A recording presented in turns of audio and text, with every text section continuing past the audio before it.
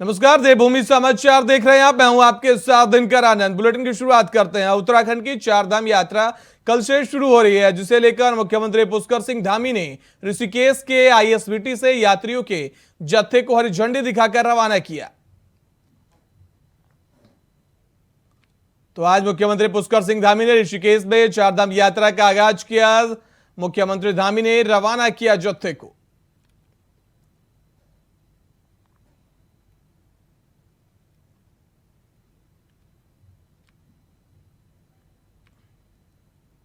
यूं तो चारधाम यात्रा कल से शुरू हो रही है, जिसे लेकर आज श्रद्धालुओं के कई जत्थे आज चारधाम के लिए रवाना भी हुए हैं। लेकिन बहुत से यात्री ऐसे भी हैं जो चारधाम यात्रा के लिए आवश्यक पंजीकरण ना होने के चलते 2-3 दिन से पर्यटन विभाग के चक्कर लगा रहे हैं। उसके बाद भी हरिद्वार में पंजीकरण का स्लॉट नहीं होने के चलते उन्हें मायूस होकर वापस जाना पड़ रहा है, जिसको लेकर आज उनका शब्द जवाब दे गया और सैकड़ों श्रद्धालुओं और ट्रैवल्स व्यवसायियों ने पर्यटन विभाग के चारधाम यात्रा पंजीकरण कार्यालय के बाहर हंगामा कर दिया।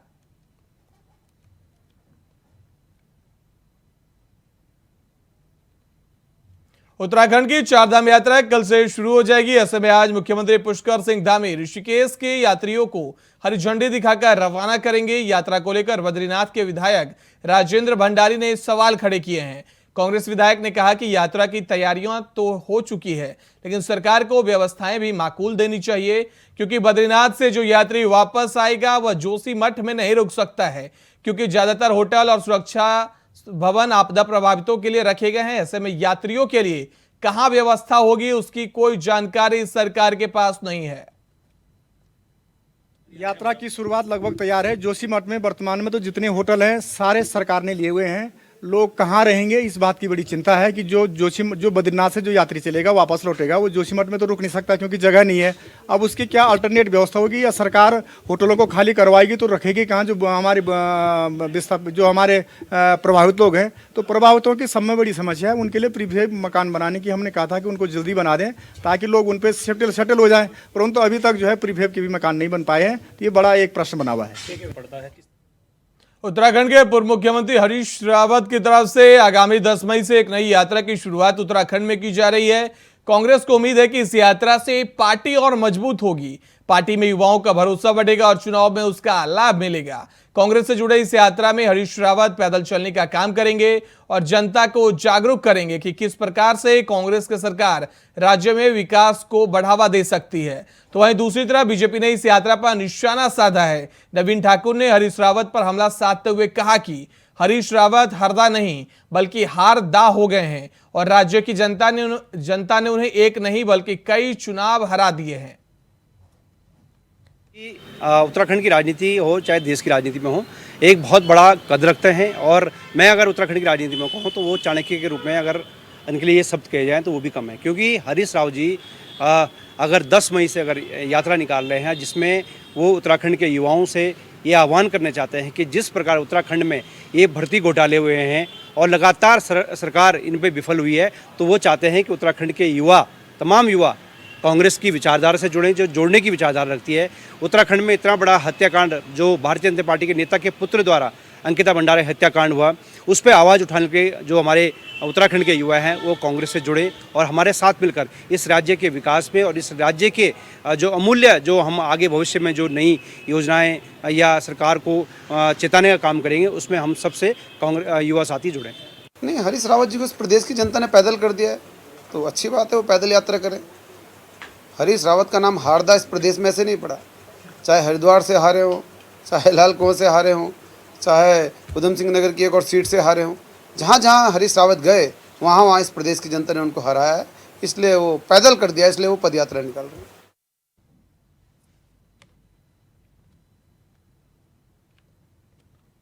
तो बीजेपी ने हरीश रावत की यात्रा को लेकर निशाना साधा है। आपने सुना नवीन ठाकुर प्रदेश प्रवक्ता। बीजेपी ने कहा कि हरीश रावत का नाम यूं ही नहीं हरदा पड़ा है, चाहे वो हरिद्वार से लड़े हो, जनता ने उन्हें हराया है।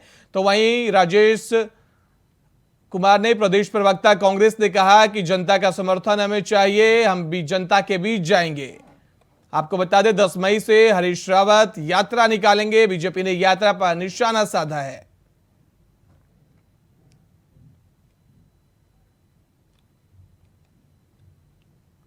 हमारे साथ कांग्रेस प्रदेश अध्यक्ष करण मारा उत्तराखंड से फोन लाइन पे जुड़ गए हैं। सर बहुत बहुत स्वागत है सर आपका इंडिया वॉइस पर। जी नमस्कार सर हरीश रावत नई यात्रा निकालने जा रहे हैं सर, इसका क्या मकसद है सर? हरीश रावत जी सबसे अनुभवी और इस समय प्रदेश के वरिष्ठतम नेताओं में से एक हैं और जो देश के हालात हैं, जिस तरीके से लोकतंत्र खतरे में है और गंगा जमनी तहजीब को जिस तरीके से खुरद-फुर्द किया जा रहा है, उसकी चिंता है और वो इसीलिए कांग्रेस से जुड़ो यात्रा निकाल रहे हैं। ये उनकी अपनी यात्रा है। मेरी उनको बहुत बहुत शुभकामनाएं हैं कि उनकी जो मनोइच्छा है वो पूरी हो और उनकी यात्रा सफल रहे। सर एक तरफ हरीश रावत यात्रा निकाल रहे हैं सर, आप कह रहे हैं उनकी अपनी यात्रा है, दूसरी तरफ कांग्रेस ने कर्नाटक चुनाव के लिए स्टार प्रचारकों की लिस्ट जारी की। हरीश रावत का नाम ना होना सर क्या उनकी रिटायरमेंट की ओर अंदेशा दिखाता है सर? नहीं, ये अलग अलग मोर्चे पे अलग अलग सिपाही को लगाया जाता है। आपने देखा होगा कि वो हाल फिलहाल ही बिहार में थे और नीतीश कुमार जी से मिल रहे थे।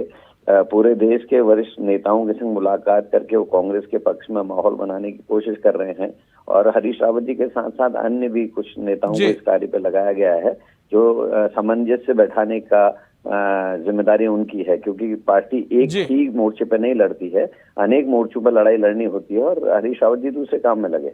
सर हमारे साथ दीप्ति रावत राष्ट्रीय महामंत्री बीजेपी महिला मोर्चा की जुड़ गई हैं। मैम आपका भी बहुत बहुत स्वागत है इंडिया वॉइस पर। जी धन्यवाद। जी मैम हरीश रावत का कर्नाटक चुनाव में स्टार प्रचारक की लिस्ट में शामिल नहीं होता, क्या सर क्या सियासी संदेश देता है उत्तराखंड को लेकर? देखिए ये उनका इंटरनल मैटर है, इसमें हम क्या बोलें, किसको वो स्टार प्रचारक बनाते हैं किसको नहीं बनाते हैं, ये पार्टी का अपना विषय है। लेकिन मुझे लगता नहीं कि अभी कांग्रेस को देने के कुछ भी किसी भी मैं कहूंगी कि व्यक्ति से कोई भी स्टार प्रचारक बने, मुझे लगता नहीं उससे कोई फर्क पड़ने वाला है। लोग हर जगह कांग्रेस को नकार चुके हैं और वहाँ भी ऐसे ही होने वाला है, तो उससे कोई फर्क नहीं पड़ता कोई स्टार प्रचारक बने कि नहीं बने वहाँ। मैम स्टार प्रचारक बने या ना बने, लेकिन हरीश रावत उत्तराखंड के सियासत में बड़े चेहरे, क्या स्टार प्रचारक ना होना क्या उत्तराखंड के लिए एक अलग संदेश देता है? क्या हरीश रावत रिटायरमेंट की ओर अग्रसर हो रहे हैं? देखिए ये रिटायरमेंट उनको होना है या नहीं होना है, ये तो उनको स्वयं तय करना है और उनकी पार्टी को तय करना है कि उनसे उनको रिटायरमेंट उनको करवानी है उनको कि नहीं करवानी है। लेकिन वो एक बड़ा चेहरा है, उत्तराखंड का भी है और पार्टी का भी है, तो कई प्रदेशों में वो स्टार प्रचारक क्या प्रभारी और सब कुछ रहे हैं। अब इतने बड़े प्रदेश में जब चुनाव हो रहा है और वहां पर उनकी कोई भूमिका नहीं है भाई हमारे यहाँ के इनकी, तो करण महाराज जी जवाब दीजिए। दीप्ति रावत कह रही हैं कि उनका मामला है वो रिटायर होते या नहीं है, लेकिन इनका इसका संदेश क्या जाता है? देखिए मैंने पहले कहा कि पार्टी अपने लोगों को कहाँ लगाएगी हमारा अंदरूनी विषय है, ये राजनीतिक निर्णय है और हरीश रावत जी इस समय पूरे देश के अन्य राज्यों में जाकर वहाँ के वरिष्ठ नेताओं से जो अन्य पार्टी में उनसे मुलाकातें कर रहे हैं, वो काम उनको सौंपा गया है। रही बात कांग्रेस की और बीजेपी की, तो कौन चूका कौन नहीं चूका, किसको जनता ने चाहा नहीं चाहा, ये अलग बात है कि उस समय है एक टाइम ऐसा भी था जब बीजेपी के केवल 2 सांसद होते थे और अटल बिहारी वाजपेयी जी को अमेरिका इलाज के लिए भेजने का काम राजीव जी को करना पड़ा था, ये याद रखना चाहिए। दूसरा, हमारी पार्टी में किसी के संग कम से कम अडवाणी जी और मुरली मनोहर जोशी जी जैसा तो हम व्यवहार नहीं करते। यहाँ भगत सिंह कोश्यारी जी आज कई दिनों से घूम रहे हैं, गवर्नर का पद आज उनके पास नहीं है, तो ऐसी चीजें किसी सीनियर लीडर के लिए कहते हुए किसी पार्टी को इंगित नहीं किया जाना चाहिए। करण जी आपको हैरानी नहीं हुई जब हरीश रावत का नाम सर स्टार प्रचारकों की लिस्ट में नहीं आया? सर आप प्रदेश अध्यक्ष हैं। बात का एक ही जवाब दे रहा हूँ कि पार्टी तय करती है कि किससे कहाँ काम लिया जाए। हरीश रावत जी अन्य प्रदेशों के नेताओं से मिलकर पार्टी के लिए सामंजस्य बैठाने का काम कर रहे हैं। कल उन्होंने नीतीश कुमार जी, अभी हाल में नीतीश कुमार जी से वो मिले हैं, अन्य नेताओं से मिले हैं। आप एक ही प्रश्न को बार बार दे के तूल क्यों दे रहे हैं? सर जालंधर उपचुनाव में हरीश रावत का स्टार प्रचारकों के लिस्ट में नाम शामिल है सर, तो क्या जालंधर इंपॉर्टेंट है और कर्नाटक चुनाव इंपॉर्टेंट नहीं है सर? जालंधर का होना इसलिए है क्योंकि वहां वो पहले रह चुके हैं और उनका वहां प्रभाव है, इसलिए वहां उनकी उपयोगिता समझी गई होगी, इसलिए उनको वहां प्रचारक में रखा गया। लेकिन ये काम क्योंकि इस समय बीजेपी से लड़ने के लिए सभी दलों को एक होने की जरूरत है। जिस तरीके से नेताओं को ईडी सीबीआई का डर दिखाकर या अन्य जांचें बैठाकर भारतीय जनता पार्टी क्रश करने की कोशिश कर रही है, ऐसे में सामंजस्य बैठाने वाली जिम्मेदारी ज्यादा महत्वपूर्ण होती है। दीप्ति जी, जवाब आप दीजिए। क्या हरीश रावत के ये जो संदेश आ रहा है कि वो अब रिटायरमेंट की ओर अग्रसर हो रहे हैं, हरिद्वार की ओर जा रहे हैं? देखिए, वो रिटायरमेंट की ओर खुद अग्रसर हो रहे हैं या उनको पार्टी जबरदस्ती रिटायरमेंट करवा रही है, जी, ये तो यही लोग जानते हैं, पार्टी के लोग, अंदर के लोग। तो ये बात है, क्योंकि देखिए इसका मतलब ये है कर्नाटक में नहीं होना, नहीं जाना का मतलब कहीं ना कहीं यही होता है कि वहां पर कोई ऐसी अहमियत नहीं है, इनको लगता नहीं है कि उनके जाने से कोई फर्क पड़ने वाला है, या ये जबरदस्ती उनको चाहते हैं कि वो रिटायर हो जाएं और रिटायरमेंट उनको दिलवा दें। तो ये तो अब ये इनको खुद ये स्वयं अच्छे से जानते होंगे कि पार्टी की मंशा क्या है, इच्छा क्या है। और बहुत सारी चीज वो कह रहे थे कि अटल जी को वहां भेजा, ये किया, 2 थे। हम तो खुद स्वयं से कहते हैं कि हमारे 2 पार्लियामेंट में 2 लोग थे, 2 से आज सबसे बड़ी पार्टी और मेजॉरिटी लेकर भारतीय जनता पार्टी आज राज कर रही है। उसका वो क्यों है? इनको तो इंट्रोस्पेक्शन करना चाहिए कि आज जो इतनी बड़ी पार्टी कांग्रेस थी, आज खत्म क्यों नहीं है? धीरे धीरे वो वापस उसपे, अभी जितने हैं उससे 2 पे आने वाली है। तो ये क्यों वापस इनका क्यों एक पीछे सर्कल जो है ये उल्टा क्यों चल रहा है क्लॉक? तो वो तो इनको अपना इंट्रोस्पेक्शन करना चाहिए। हम तो पार्टी को बढ़ाने का काम कर रहे हैं, पहले 2 थे और आज हम मेजॉरिटी में हैं और हर प्रदेश में भी अपनी सरकार बनाएंगे। उस पद पे भारतीय जनता पार्टी चल रही है। जी, बहुत बहुत धन्यवाद दीप्ति जी हमारे साथ जुड़ने के लिए। करण महाराज जी, आपका भी बहुत बहुत धन्यवाद हमारे साथ जुड़ने के लिए। वक्त तो चला एक छोटे से ब्रेक का, ब्रेक के उस पार भी खबरें लगातार जारी है। ब्रेक के बाद एक बार फिर से आपका देवभूमि समाचार में स्वागत है। बढ़ते हैं खबर की ओर। कर्नाटक चुनाव के लिए यूं तो कांग्रेस हाईकमान ने अपनी लंबी चौड़ी लिस्ट जारी कर दी है, लेकिन उसमें पूर्व मुख्यमंत्री हरीश रावत का नाम तक शामिल नहीं किया गया है, जिसके बाद चर्चा है कि हरीश रावत के प्रति पार्टी हाईकमान को सही फीडबैक तक नहीं मिला, जिसके चलते उन्हें लिस्ट में जगह नहीं दी गई है। हालांकि कांग्रेस के प्रदेश अध्यक्ष करण महारा ने कहा कि हरीश रावत सर्वमान्य नेता है, पार्टी हाईकमान उन्हें सुविधा अनुसार अलग अलग स्थानों पर भेजकर उनकी सेवाएं ले रही है। निश्चित ही हरीश रावत जी जैसे जो बड़े नेता हैं, कई ऐसे देश के नेता हैं जिन लोगों को अन्य किस्म की जिम्मेदारियां दी गई हैं। आपने देखा होगा बिहार अभी नीतीश कुमार जी के यहाँ हरीश रावत जी थे, और इस तरीके की कई जिम्मेदारियां अन्य लोगों को, जैसे राजेश पायलट जी को अलग जिम्मेदारी दी गई है, न सचिन पायलट जी को, हरीश रावत जी को अलग जिम्मेदारी दी गई है। उसी तरीके से कुछ अन्य जो दिल्ली के हमारे नेताओं को अलग अलग जिम्मेदारी दी गई है। उत्तराखंड से भी कई नेता इस समय वहाँ प्रचार में हैं। अलका पाल जी वहाँ हैं, काजी निजामुद्दीन जी वहाँ हैं, भुवन कापड़ी जी वहाँ हैं, और भी बहुत सारे नेता हमारे उत्तराखंड के वहाँ ड्यूटीज़ लगाई गई हैं, और निकट भविष्य में और लोग भी वहाँ ड्यूटीज़ लगाए जाएंगे।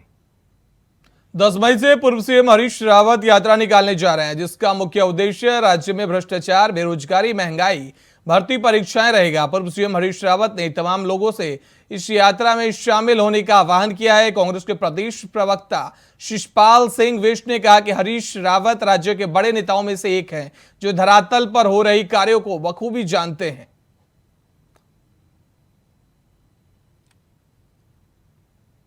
हरीश रावत जी इस राज्य के सबसे बड़े नेता हैं और उससे बढ़कर जन नेता हैं। वो जन मुद्दों पर लगातार मुखर रहते हैं, और अब वो जो है महंगाई है, बेरोजगारी है, ये राज्य के जो भी ज्वलंत इशू हैं, अग्निवीर का एक बड़ा मामला है, बेटी अंकिता भंडारी के प्रकरण में अभी वीआईपी का नाम उजागर नहीं हुआ है, और आज राज्य में जिस तरीके से कानून व्यवस्था पटरी से उतरी हुई है, स्थानीय स्तर पर जो भी मुद्दे हैं, जैसे मैदानी क्षेत्रों में गन्ना भुगतान का विषय है, सभी ज्वलंत मुद्दों को लेकर के हरीश रावत जी जन जागरण के लिए निकल रहे हैं, और वो निश्चित तौर पर सरकार की जन विरोधी नीतियों के खिलाफ सड़क पर उतरेंगी और जनता को लामबंद करने का प्रयास करेंगे।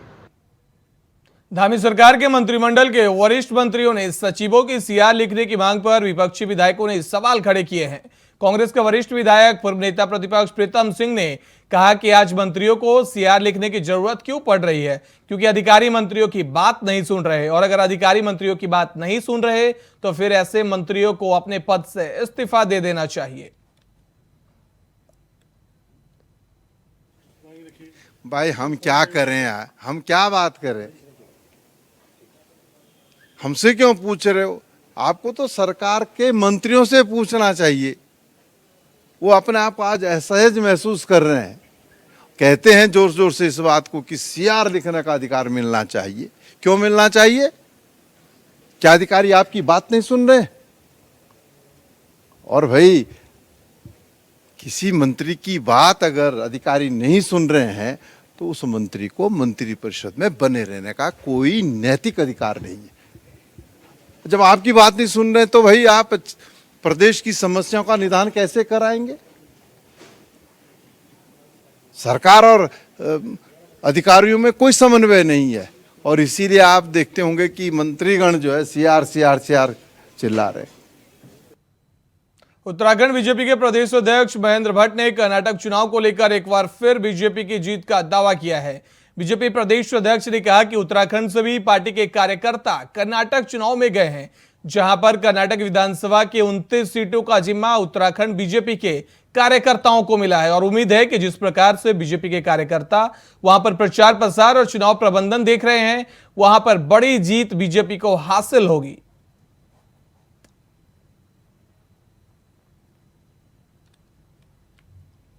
रुड़की के बेलरा ग्राम में पीएनबी में अचानक आग लगी है। ग्रामीणों की सूचना पर दमकल विभाग की टीम मौके पर पहुंची है। दमकल विभाग की टीम ने आग पर काबू पाया। बैंक में लाखों का सामान जलकर राख हो गया। फायर यूनिट की तत्परता से लाखों का कैश बचा लिया गया है। सिविल लाइन कोतवाली क्षेत्र के बेलरा गांव की यह पूरी घटना है। तो रुड़की की खबर आपको बता रहे हैं, जहां बेलरा गांव में पीएनबी बैंक में अचानक से आग लग गई। सूचना पर पहुंचे दमकल विभाग की टीम ने आग पर काबू पाया है। बैंक में लाखों का सामान जलकर राख हो गया, हालांकि लाखों का कैश बचा लिया गया है। सिविल लाइन कोतवाली क्षेत्र के बेलरा गांव की यह पूरी घटना बताई जा रही है, जहां पीएनबी बैंक में अचानक आग लग गई है।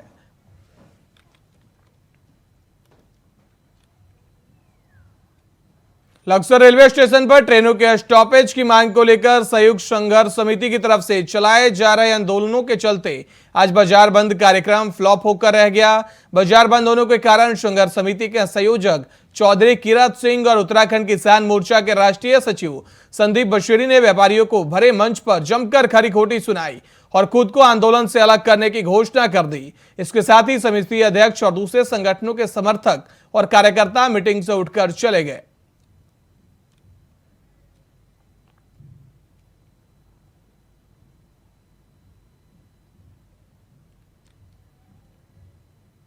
उत्तराखंड के पौड़ी जिले में इन दिनों बाघ का आतंक मचा हुआ है। जिले और रखनी खाल और घुमकोट क्षेत्र में बाघ ने लोगों का घर से बाहर निकलना दुश्वार कर दिया है। बाघ ने यहां हफ्ते भर में 2 लोगों को अपना निवाला बना लिया, जिसके बाद बाघ के हमले से दोनों लोगों की मौत भी हो गई। मामले की गंभीरता को देखते हुए डीएम ने कॉर्बेट नेशनल पार्क से रखे रखनी खाल और घुमाकोट के 24 गांव में अगले आदेश तक रात का कर्फ्यू लगा दिया है।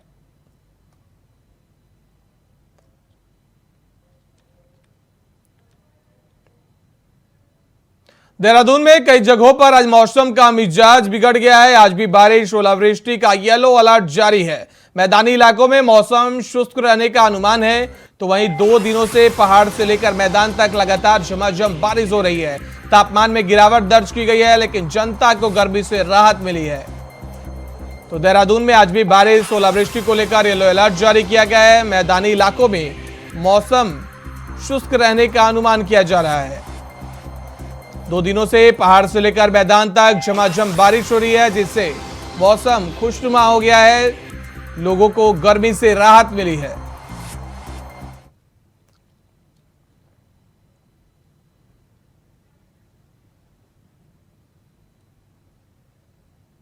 देहरादून में अब 11 शहरों में पार्किंग की दिक्कत दूर होगी। यात्रा मार्ग प्रमुख पर्यटन में पार्किंग की दिक्कत दूर होगी। सरकार ने पार्किंग निर्माण के लिए 14 करोड़ रुपए जारी किए हैं। शहरों में जाम की समस्याओं से निजात मिलेगी। प्रदेश सरकार पार्किंग पर जोर दे रही है। आपको बता दें कि 150 नई पार्किंग के विकल्प सरकार तलाश रही है।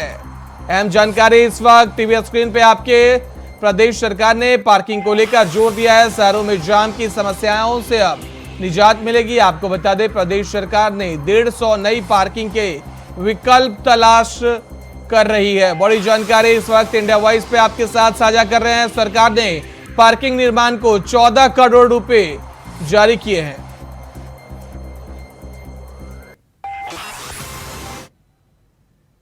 देवभूमि समाचार में इतना ही। देश दुनिया की बाकी खबरों के लिए देखते रहिए इंडिया वॉइस।